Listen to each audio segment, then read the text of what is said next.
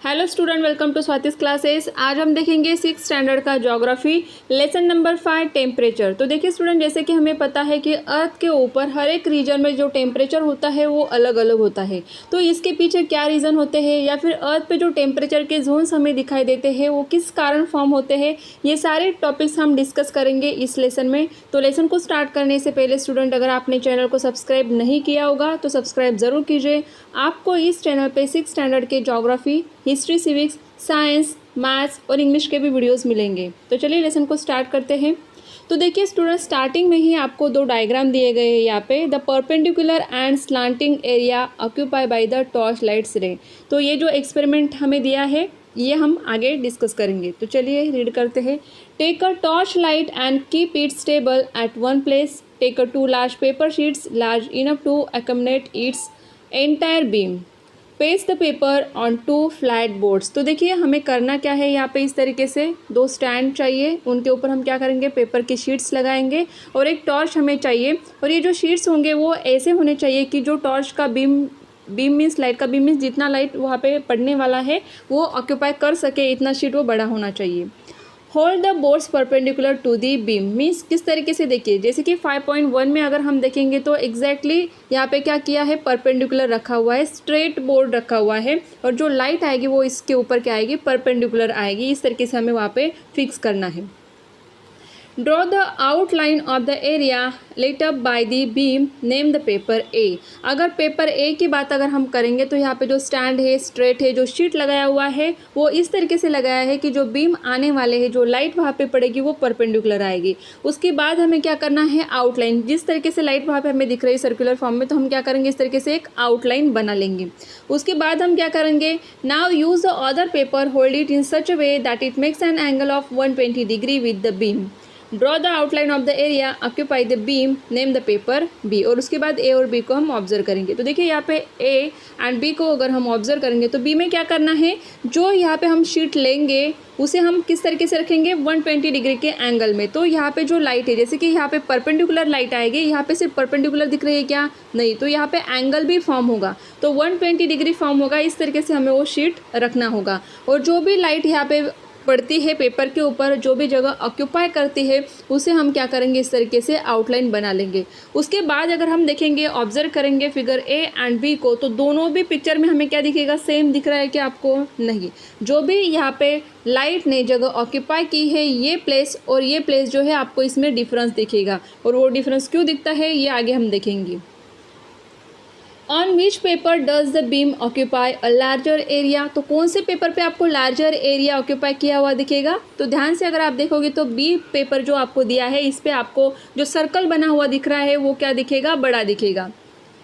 Next दिया है on which paper is the area smaller. तो ए जो शीट रहेगा पेपर का उसमें हमें जो बीम का लाइट दिखेगा जिसे हमने आउटलाइन किया है वो स्मॉलर दिखेगा। Now change the angle between the beam of light and paper, observe the changes that occur in the area occupy bye the beam of light. तो आप इस तरीके से क्या कर सकते हो, जो शीट हमने लगाया है उसका एंगल क्या करोगे, आप थोड़ा थोड़ा करके चेंज करके देखिए तो आपको समझ में आएगा कि जो वहाँ पे एरिया ऑक्यूपाई किया जाएगा बीम ऑफ लाइट के कारण वो आपको चेंज होता हुआ दिखाई देगा।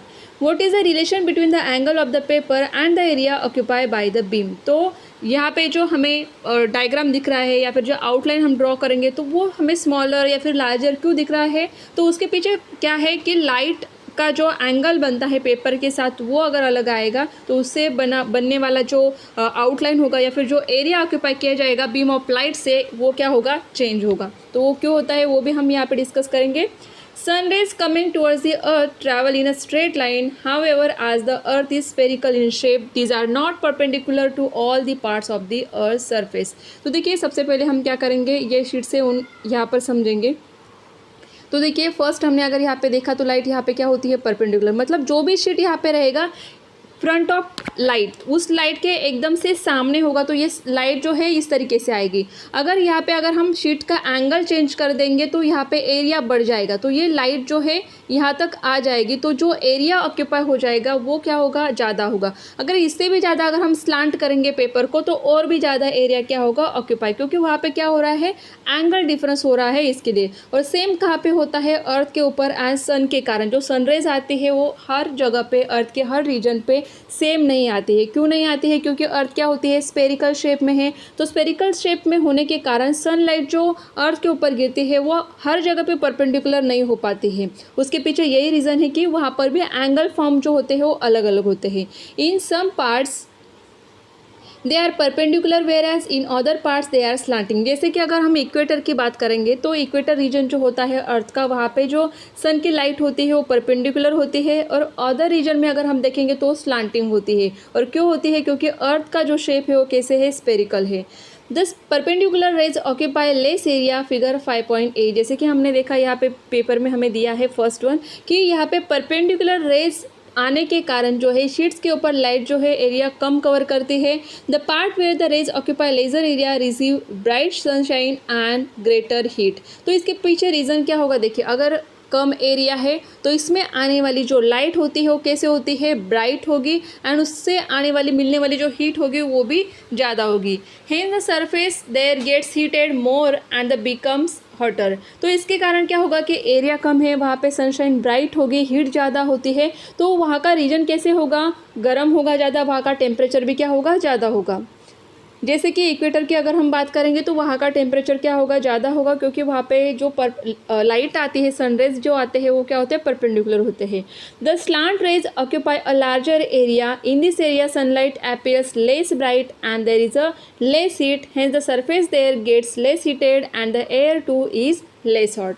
जैसे कि अगर स्लांटिंग एरिया में अगर हम देखेंगे, जैसे कि अर्थ के इक्वेटर के ऊपर का जो पार्ट है वहाँ पे आगे आपको डायग्राम दिया है तो वहाँ पर अच्छे से समझ में आएगा कि स्लांटिंग रेज आने के कारण वहाँ पे क्या होता है, एरिया ज़्यादा है और सनलाइट कम आती है, या फिर उतनी ही सनलाइट है लेकिन एरिया बढ़ जाता है तो वहाँ पे सनलाइट क्या होती है, कम मिलेगी, ब्राइटनेस कम होता है, हीट भी कम मिलती है। तो जिसके कारण क्या होगा कि जो एयर होती है वो भी कम गर्म होती है और वहाँ पे गर्मी भी क्या होगी, कम होगी।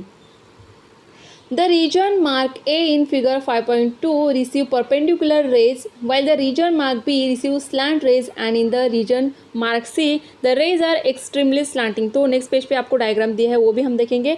Using a scale measure the length of the lit up portion on the earth surface in A, B and C regions, measure the width of the ray shown between the earth and the sun। जैसे कि आपको देखिए ये diagram दिया हुआ है तो यहाँ पे आपको स्केल मेजर करना है A, B, C का। नेक्स्ट पॉइंट देखेंगे, considering the parallels of latitude mark in the figure tell the region where the temperature will be high, moderate and low. Discuss this in the class and write the answer in your notebook. तो देखिए पहले हम diagram देखेंगे तो हमें समझ में आएगा। जैसे कि हमने स्टार्टिंग में लेसन में देखा था कि perpendicular rays and slanting rays, तो वो कैसे आएंगे, देखिए ये अगर हमारा अर्थ है और यहाँ पे सन है तो ये सन की जो लाइट आ रही है तो यहाँ पे जो है सनलाइट किस तरीके से आती है, परपेंडिकुलर, जो कि यहाँ पे इक्वेटर के यहाँ पे हमें सनलाइट जो है परपेंडिकुलर पड़ती है, ये हमने सुना है। क्यों परपेंडिकुलर आएगी, क्योंकि ये जो सरफेस अर्थ का या फिर इस रीजन का, इक्वेटर का जो रीजन है वो एकदम से क्या होता है, स्ट्रेट पोर्शन आता है सन के सामने या फिर सनलाइट के सामने, तो वहाँ पे जो है क्या होती है, सनलाइट परपेंडिकुलर आते हैं। और जैसे हमें पता है कि अर्थ का जो शेप है स्पेरिकल है तो यहाँ पे हमें दिखता है कि वो स्ट्रेट लाइन के जैसे दिख रहा है, लेकिन आगे अगर हम जाएंगे तो स्लांटिंग हो रहा है। जैसे कि बी जो आपको दिया है यहाँ पे, ये जो ब्लैक कलर की लाइन दिख रही है आपको, तो समझ में आएगा कि वो क्या है, स्लांटिंग है। तो यहाँ पे जो सनराइज आते हैं तो इससे ऑक्यूपाई होने वाला जो रीजन है, जो अर्थ का पोर्शन होता है वो बढ़ जाता है, तो जिसके कारण क्या होगा कि उतनी ही सनलाइट की हीट है लेकिन रीजन बड़ा हो जाएगा तो वहाँ पे सनलाइट क्या होगी, जो सनलाइट से मिलने वाली हीट है थोड़ी सी कम होगी, लेकिन यहाँ पे 0 डिग्री पे जो इक्वेटर होता है वहाँ पे टेम्परेचर ज़्यादा होगा।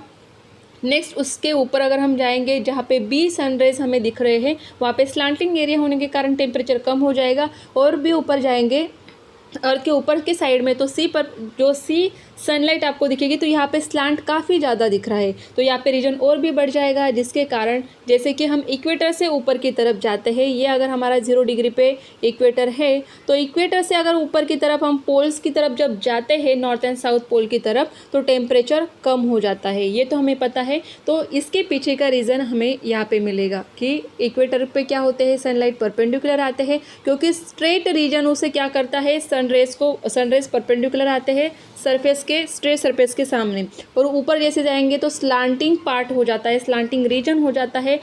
जैसे कि जो सनलाइट यहाँ पे आती है वो ज़्यादा रीजन को ऑक्यूपाई करती है तो वहाँ पे हीट कम हो जाती है। अगर सी के यहाँ पे हम जाएंगे तो और भी ज़्यादा स्लांट यहाँ पे मिल जाएगा, क्योंकि अर्थ का शेप स्फेरिकल है तो यहाँ पे क्या होगा, सनलाइट काफ़ी कम आती है या फिर उससे मिलने वाली जो हीट होती है, टेम्परेचर वहाँ का कम होता है। इसीलिए इक्वेटर से पोल की तरफ हम अगर जाएंगे, नॉर्थ एंड साउथ पोल की तरफ, तो वहाँ पर टेम्परेचर काफ़ी कम होता है। तो वही रीज़न इसका आएगा। Sunrays falling on the earth are straight and parallel to each other. तो यहाँ पे अगर आप देखोगे तो सनरेज आपको कैसे दिखेंगे, स्ट्रेट, इस तरीके से आते हैं स्ट्रेट, और एक दूसरे को पैरेलल भी आपको दिख रहे हैं। देखिए अगर ये तीन ही लाइन जो है हमें यहाँ पे दिए, इनको भी अगर हम देखेंगे तो समझ में आएगा कि तीनों भी लाइन्स या फिर जो सनरेज है वो एक दूसरे को क्या होते हैं, पैरेलल होते हैं। However, we have seen that due to the spherical shape of the earth and the resultant curvature of the surface, they occupy a larger or lesser area। तो जैसे कि हमने पहले देखा कि स्फेरिकल शेप होने के कारण जो है सिर्फ इक्वेटर का पार्ट जो है वहाँ पे स्ट्रेट रीजन जो है क्या करता है, परपेंडिकुलर रेस को क्या करेगा, ऑब्जर्व करेगा। और उसके बाद अगर हम देखेंगे नेक्स्ट तो स्लांटिंग पार्ट्स आते हैं, उसके कारण वहाँ पे जो है हीट कम होती है। तो वही हमें यहाँ पे दिया है। And this leads to unequal distribution of the heat receive from the sun. तो सन से मिलने वाली जो हीट होती है वो हर जगह पे इक्वल नहीं होती है, वो क्या आती है, अनइक्वल डिस्ट्रीब्यूशन होता है सनलाइट का या फिर हीट का, resulting in decreasing temperature from the equator to the north and south pole. जिसके कारण इक्वेटर से अगर हम नॉर्थ एंड साउथ पोल की तरफ जाएंगे तो वहाँ पर टेम्परेचर जो होता है वो डिक्रीज होता जाता है। Based on the distribution of temperature, the earth can be divided into torrid, temperate and frigid zones or tropical, temperate and polar regions. Try to understand this figure 2.4 and 5.3। तो 2.4 जो है आपको सेकेंड जो lesson है वहाँ पे मिलेगा।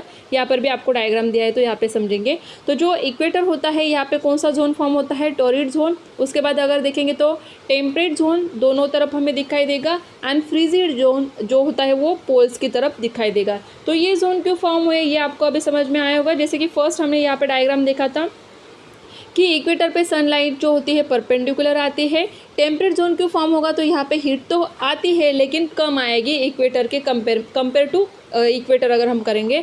और नेक्स्ट जो यहाँ पे अगर हम देखेंगे तो यहाँ पे जो आने वाली सनलाइट होती है ये इस रीजन में काफ़ी स्लांट ज़्यादा मिल जाता है, इसलिए वहाँ पे लाइट ज़्यादा नहीं पहुँच पाती है जितनी कि इक्वेटर रीजन में या फिर टेम्परेट जोन में आती है। तो इसीलिए ये जोन फॉर्म हुए। तो यहाँ पे आपको ये नाम याद रखने हैं कि torrid zone, temperate zone and frigid zone. तो इनके नाम आपको अच्छे से याद रखने हैं। नेक्स्ट है, though latitude is the main factor, there are other factor also which influence the distribution of temperature. जैसे कि हमने लैटिट्यूड एंड लॉन्जिट्यूड देखे हैं, तो इनके कारण भी कि कौन से लैटिट्यूड पे वो रीजन आता है उस हिसाब से हम कह सकते हैं कि वहाँ पे कौन सा टेम्परेचर जोन आता है या फिर टेम्परेचर वहाँ का क्या होता है। However, their effects are limited to a particular region. This factor are as follows। तो कौन से और भी फैक्टर होते हैं जिनके कारण हमें ये टेम्परेचर जोन में भी वैरायटी दिखेगी या फिर टेम्परेचर अलग अलग दिखाई देता है।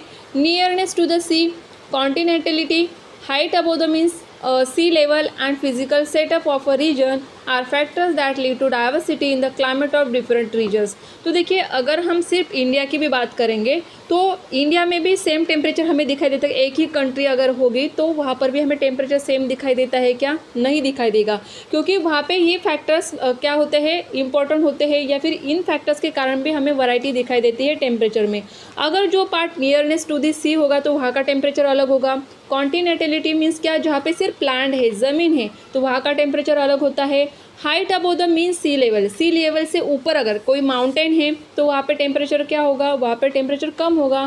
फिजिकल सेटअप कि वहाँ पे लैंड किस तरीके की है, उसकी हाइट क्या है, ये सारी चीज़ें जो होती है, ये सारे फैक्टर्स होते हैं जिनके कारण हर जगह का टेम्परेचर क्या होगा, अलग अलग होगा।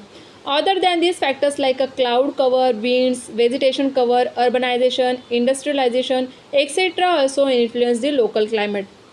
अगर किसी भी रीजन का लोकल जो क्लाइमेट होता है या फिर टेम्परेचर होता है उसके लिए ये सारे फैक्टर्स क्या होते हैं, इंपॉर्टेंट होते हैं, या फिर ये जो फैक्टर्स होते हैं इनके कारण टेम्परेचर हमें अलग दिखाई देगा। जैसे कि जहाँ पे अर्बनाइजेशन ज़्यादा है, इंडस्ट्रियलाइजेशन ज़्यादा होता है तो वहाँ पे टेम्परेचर बढ़ता है, क्योंकि जो गैसेस होते हैं फैक्ट्रीज से निकलने वाले, इंडस्ट्रीज से निकलने वाले, तो उनसे भी टेम्परेचर बढ़ जाता है। तो लोकल क्लाइमेट के लिए ये फैक्टर्स भी क्या होते हैं, अफेक्ट करते हैं उस रीजन के ऊपर। Next is let us perform experiment to see that there is a difference in the heating and cooling of a land and water. कि ज़मीन के ऊपर जो टेम्परेचर होता है या फिर ज़मीन कितने देर तक हीट होती है, जल्दी होती है, या फिर पानी जल्दी गर्म होता है, ठंडा होता है, ये अगर हमें समझना है तो ये एक्सपेरिमेंट हम करके देखेंगे। Take 2 pots of the same size and fill them with water equally. At sunrise, keep one of the pots inside the house and the other one outside. तो हम यहाँ पे क्या करेंगे, सेम पॉट लेना है, उसे फिल करना है पानी से। एक को हम घर के अंदर रखेंगे, एक को घर के बाहर रखेंगे। See that it remains in the sun all the time as shown in figure 5.4b। जैसे कि देखिए, अगर यहाँ पे ए एंड बी आपको दोनों दिए हैं तो यहाँ पे हम क्या करेंगे, दोनों इस तरीके से बर्तन हमें रखने हैं, एक की बाहर रखेंगे घर के बाहर और घर के अंदर रखेंगे। In the afternoon walk bear foot on the floor inside the house and feel the temperature of the floor. Afternoon में आप क्या कर सकते हो, बेयर फुट मीन्स आपको पैर में चप्पल वगैरह कुछ नहीं पहननी है, ऐसे ही आपको फ्लोर के ऊपर चलना है। तो आपके हाउस में टेम्परेचर क्या है वो आपको फील करना है। And feel the temperature of the water in the pot inside. और जो घर के अंदर आपने पॉट रखा है उसमें जो पानी है उसका टेम्परेचर भी आप हाथ लगा के फील कर सकते हो कि उसका टेम्परेचर क्या है या फिर कितना गर्म आपको लगता है। Perform the same activity outside the house and get the feel of the temperature of land and the water kept in the sun। तो बाहर भी जो आपने पॉट रखा है उसे भी आप चेक करोगे, फील करोगे कि पानी का टेम्परेचर क्या है, और ज़मीन के ऊपर आप भी वहाँ पे चल के देखोगे तो आपको समझ में आएगा कि टेम्परेचर क्या होगा। Write down your observation about the temperature of land and water. जैसे कि ज़मीन, अगर आप घर के अंदर हो वहाँ पे फ्लोर का टेम्परेचर और पानी का टेम्परेचर, इसमें आपको डिफरेंस नज़र आएगा। अगर आपने बाहर रखा है तो वहाँ पर भी अगर आप देखोगे तो ज़मीन के ऊपर आप चल नहीं पाओगे। अगर आफ्टरनून के समय में अगर सन है, सनलाइट होगी वहाँ पे, तो गर्मी के कारण जो है आप ज़मीन के ऊपर पैर भी नहीं रख पाओगे, लेकिन पानी को आप हाथ लगा सकते हो कि पानी कितना गर्म है। Do this again around 7 in the evening. Note your observation again. Now you can remove the pots. Discuss all the observation you have noted in the class. तो आपको शाम को भी ये चीज़ करके देखनी है। तो शाम को आप देख सकते हो कि ज़मीन ज़्यादा गर्म है या फिर पानी ज़्यादा गर्म है, क्योंकि क्या होता है कि जो ज़मीन होती है वो डेंस पार्टिकल होते हैं उसमें, और ऑपेक होती है ज़मीन। इसके कारण क्या होता है कि हीट जल्दी वो ऑब्जर्व करती है, और उसके कारण क्या होगा, एब्जॉर्व करने के कारण हीट जो है ट्रांसफ़र होती है पूरे लैंड में, पूरे ज़मीन में। तो ज़मीन जल्दी गर्म होती है और जल्दी ठंडी भी होती है, लेकिन पानी को गर्म होने में ज़्यादा टाइम लगता है और ठंडा होने में भी ज़्यादा टाइम लगता है। We normally think that air gets heated due to the sun rays, and because of the hot air, the land and water get heated. But in reality, what happens is as follows. हम लोग ऐसे ही सोचते हैं कि ज़मीन गर्म होने के कारण क्या होती है कि जो एयर होती है ऊपर की, उनकी सन रेज के कारण वो क्या होती है, गर्म होती है। या फिर पानी के ऊपर जो हमें हवा जो गर्म बहती है तो वो किसके कारण होती है, सन रेज के कारण होती है। बट इन रियलिटी एग्जैक्टली क्या होता है वो हम देखेंगे। First, land and water gets heated due to sunrays. सबसे पहले तो क्या होता है कि ज़मीन क्या होती है, सनरेज के कारण गर्म होती है। पानी जो है सनरेज के कारण गर्म होता है। Later they radiate into the atmosphere. फिर ज़मीन में जो गर्मी होती है उसके कारण ज़मीन के ऊपर जो हवा होती है वो गर्म होती है, उसके ऊपर का जो लेयर है वो फिर गर्म होने लगता है। मीन्स सबसे पहले तो ज़मीन गर्म होती है, फिर उसके ऊपर जो एटमॉस्फेयर में एयर के लेयर होते हैं वो गर्म होते हैं। सेम पानी के साथ भी होता है।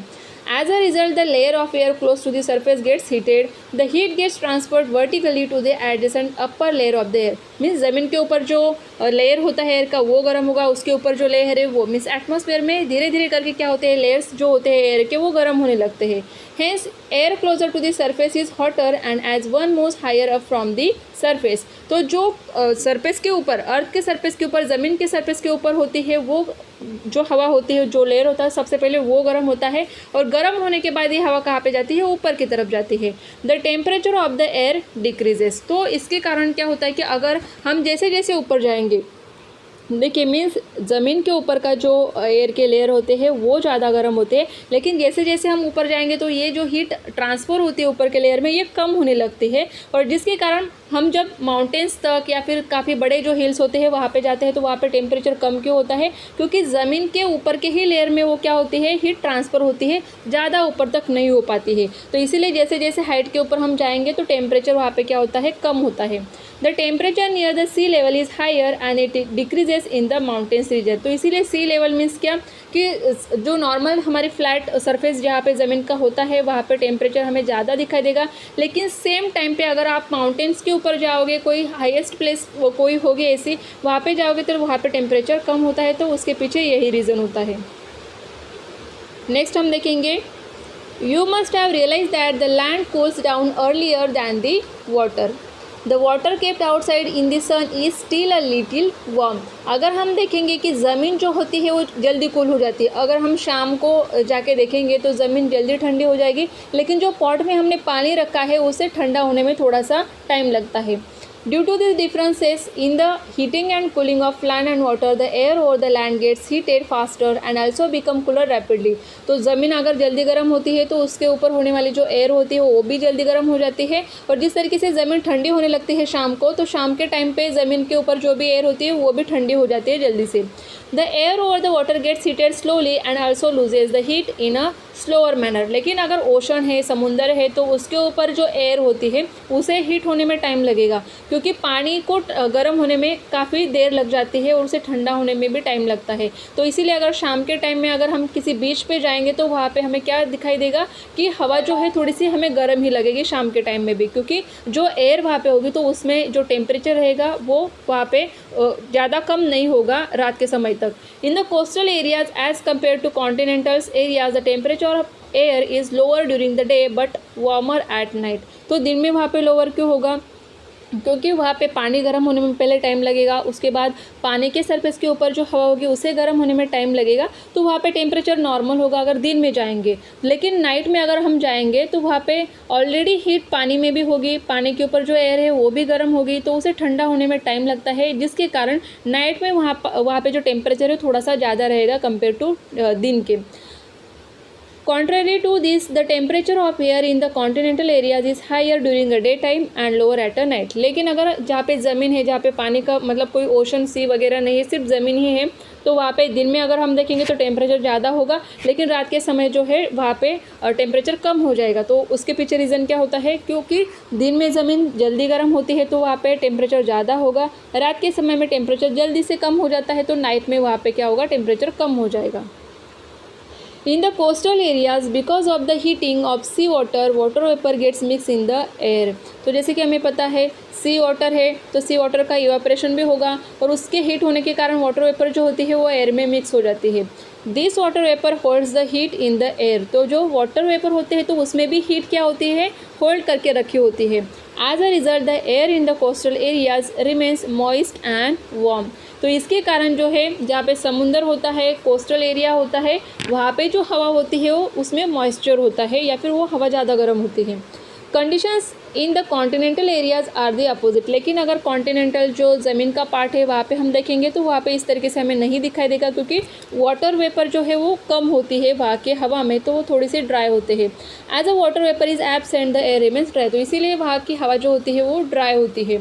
This leads to sharp differences in the day and night temperature. तो इसके कारण भी इफ़ेक्ट पड़ता है कि कोस्टल एरियाज़ में जैसे कि हमने देखा कि दिन में टेम्परेचर भले ही नॉर्मल जो भी होता है टेम्परेचर, उससे ज़्यादा टेम्परेचर रात में होता है। लेकिन अगर हम ज़मीन की बात करेंगे तो ज़मीन जहाँ पे होती है वहाँ पे दिन में टेम्परेचर ज़्यादा होता है लेकिन रात में कम हो जाता है। तो ये डिफरेंसेस किसके कारण होते हैं? क्योंकि समुद्र जहाँ पे होगा वहाँ पे वाटर वेपर मीन्स इवेपोरेशन ज़्यादा होगा, तो वहाँ के एयर में वाटर वेपर ज़्यादा प्रेजेंट होते हैं, लेकिन ज़मीन के यहाँ पे तो वाटर वेपर प्रेजेंट ज़्यादा नहीं होगी, तो हवा ड्राई होती है। The difference in the maximum and minimum temperatures of a day is called diurnal range of temperature. तो ये जो डिफरेंसेस हमें दिखते हैं मैक्सिमम और मिनिमम टेम्परेचर्स के एक ही दिन में होने वाली चीज़ें हैं कि दिन में टेम्परेचर ज़्यादा होता है रात में कम होता है, या फिर दिन में ज़्यादा है दिन में कम है तो रात में ज़्यादा हो रहा है, जैसे कि समुद्र एरिया में। तो ये जो डिफरेंसेस होते हैं उन्हें ही कहा जाता है डायर्नल रेंज ऑफ टेम्परेचर। एक ही दिन में होने वाले ये चेंजेस होते हैं। तो आई होप स्टूडेंट आपको इस लेसन में जो भी अब तक दिया हुआ है टेम्परेचर के बारे में वो सब कुछ समझ में आया होगा। लेसन का जो पार्ट है अभी रिमेनिंग है उसे हम देखेंगे, लेकिन नेक्स्ट पार्ट में देखेंगे, तो नेक्स्ट पार्ट को भी ज़रूर देखिए। और अगर आपको ये वीडियो अच्छा लगा हो तो वीडियो को लाइक ज़रूर कीजिए, और चैनल को सब्सक्राइब नहीं किया होगा तो सब्सक्राइब भी ज़रूर कीजिए।